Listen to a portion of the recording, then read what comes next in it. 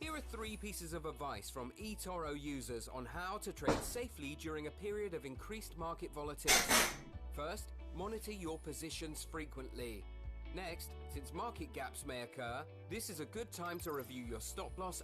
Hi, it's me, Tim Dodd, the Everyday Astronaut. I'm here in SpaceX headquarters to show you guys something really exciting.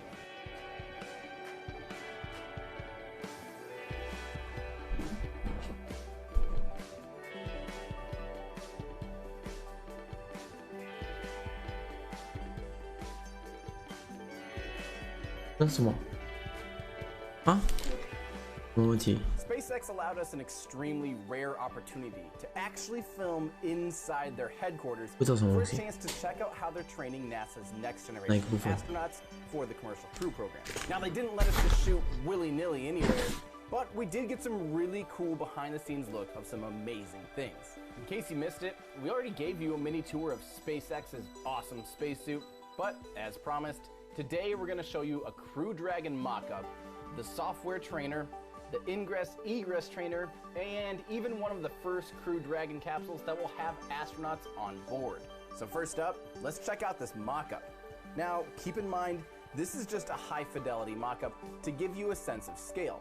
But unlike, say, a concept car, the mock-up looks a lot less cool than the actual flight hardware. Nevertheless, let's hop inside. All right, so I'm here in SpaceX's Crew Dragon capsule. Looking up at the view here, there's a couple touch screens, about 3 of them, and there's very few buttons. This thing looks like basically like a set of iPads, about 3 of them, and then there's only 2 knobs on this whole thing and about 40 buttons or so. This is a very minimalistic design. It's a pretty big change from, say, the Soyuz capsule, and right now where I'm sitting, I don't see the need for any of those poking sticks like they need on the Soyuz capsule. So this is a pretty good look here. It feels great. It's nice to see what this is really going to actually look like in the future. There's a lot more to check out.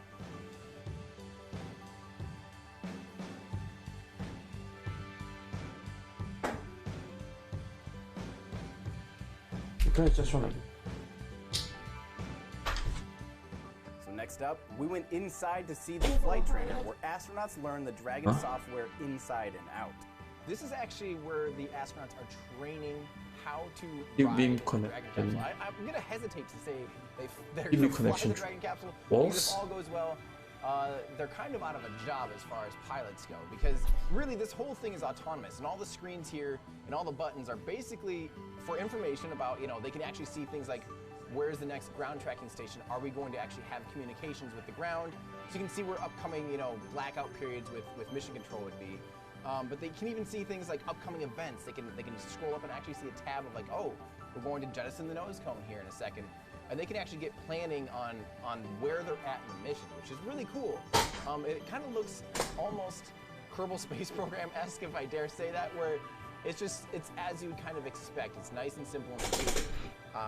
And then there's, of course, manual controls for some of the things that you would want manual control over as a contingency. Because, of course, in a nominal situation, and as we hope to go, the astronauts pretty much just get to hang out. This is their autonomous ride to space.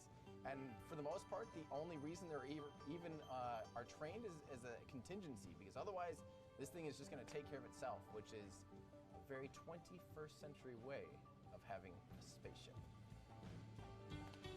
I love it.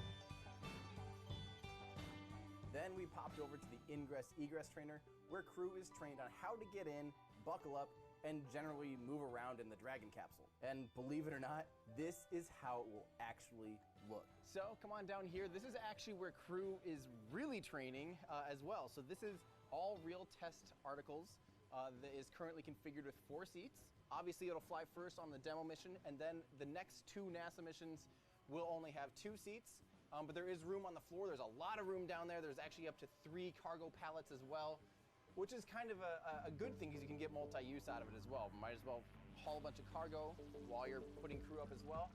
These seats are not stationary, believe it or not. They actually move up to the screen and to the controls, which is really cool. I know when the Dragon was revealed at first, Elon pulled the screens down, but this is a little different, so the seats will actually actuate up getting you closer to the screen, which is, I never thought of doing that. It's a really cool way to do things.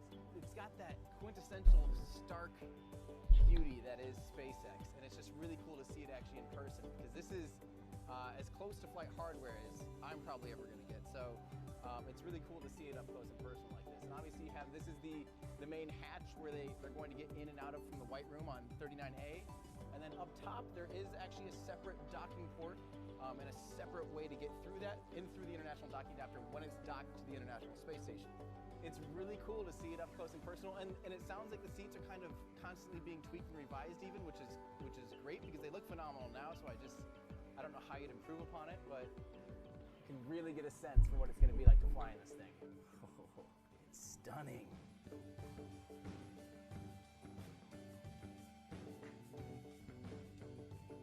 And with that, we wrapped up our time with the egress-ingress trainer and then went down on the factory floor to actually see where the Dragons are being manufactured inside the clean room. Wait, are Dragons manufactured or hatched? Let's just call this the hatchery, just to be safe. So I'm here at the clean room where they process Dragon and Crew Dragon, and behind me is the pressure vessel for Crew Dragon. Now the exciting thing here is you can really see why they're so adamant about wanting to refurbish these things. Because can you imagine throwing all this away? There's a lot of really high-end, expensive hardware on that thing, so it does make sense that they're going to be reflying the Dragon capsules as well. Although, it does sound like they won't be reflying Dragon capsules for human use. It does sound like they'll tear these Crew Dragon capsules down for reuse as cargo vessels, kind of like how they're doing that right now with their current Dragon capsules. But this is all different from Boeing, who'll be trying to reuse their Starliners up to 10 times.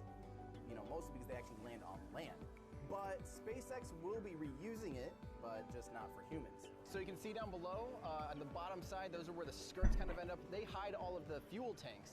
So there's actually life support systems and fuel tanks for those Super Dracos that hide in there, and the regular RCS, the reaction control systems. They have these Draco engines. And so all of the tanks actually go around the bottom of it, and then they put these cool looking aerodynamic cones, the skirts over top of that. But this is a good shot of it in process, which you don't always get to see.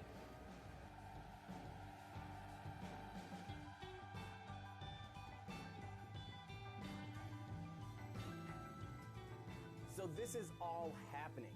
Finally, we know the first 4 NASA astronauts who will ride the first Dragon capsules. We see the hardware. The rockets are getting ready. The launch pads are getting ready. Are you getting ready? Seriously, this is going to be an exciting chapter in spaceflight history.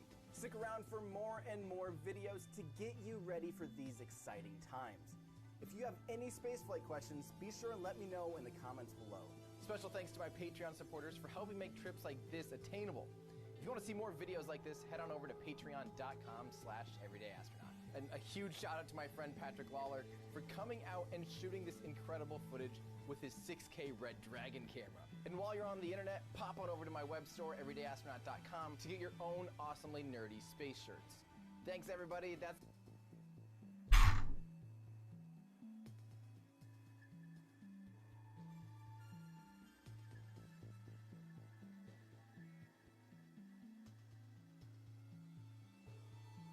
Cool. That's very cool.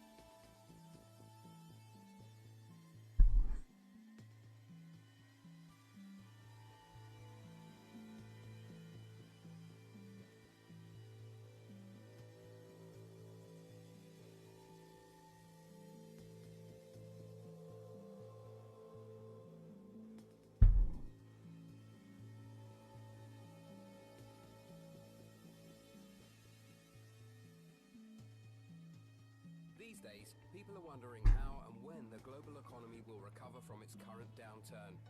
5, 4, 3, 2, 1, 0. Ignition. Liftoff of the Falcon 9 and Crew Dragon. Go NASA, go SpaceX, Godspeed, Bob and Doug. America has launched. So rises a new era of American spaceflight, and with it the ambitions of a new generation continuing the dream. 20 seconds into flight, stage 1 propulsion is nominal.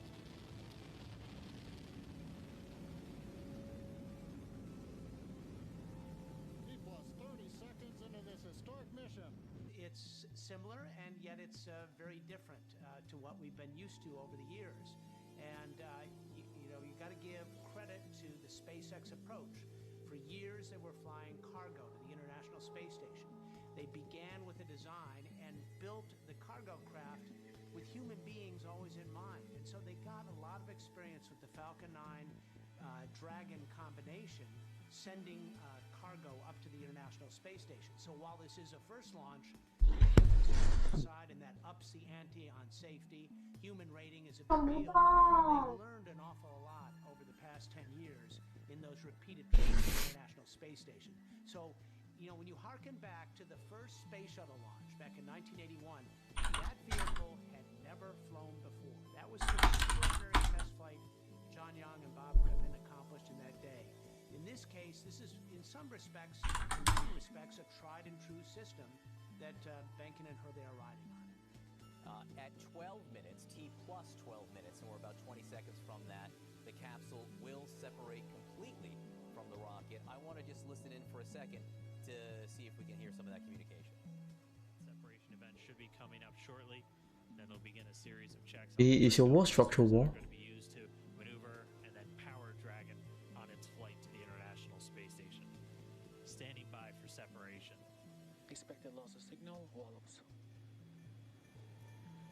It sounds like we had an expected LOS loss of signal with one of the ground stations. Waiting for confirmation now of that. But this is what I see. Yeah, come on. Separation confirmed.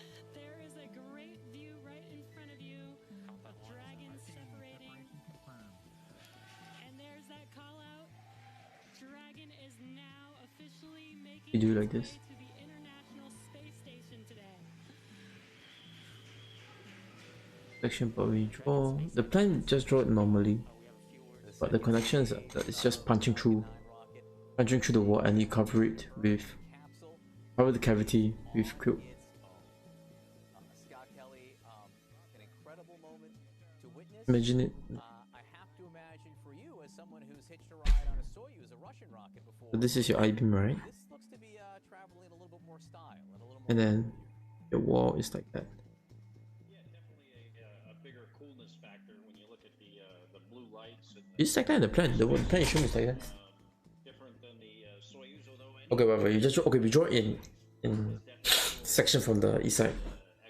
Then all you need to do is And it was what, $86 that. million a pop there on the Soyuz. First, Coming then from you have the US wall. soil, putting They're American covering flag it. into the air. They have a 19-hour ride at this point, Yeah. Miles, to the International Space Station, and it's interesting. They don't know how long they're going to stay. At this point, it's anywhere from a month to 3 months. NASA has yet to decide. You draw it like who will that? stay up there.